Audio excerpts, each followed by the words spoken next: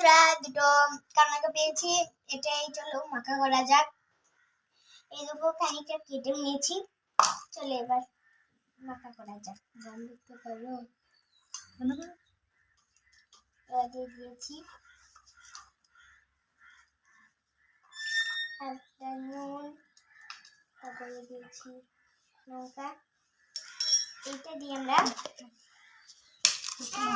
দিয়েছি আমরা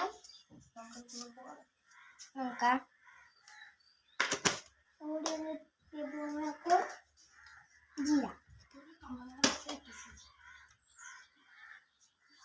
জিরা দিয়ে দেবো অল্প। এটা দিয়ে এখন মাখিয়ে নিচ্ছি। খেয়ে দেখি এখন, চলো একবার খেয়ে দেখি। দারুণ হয়েছে।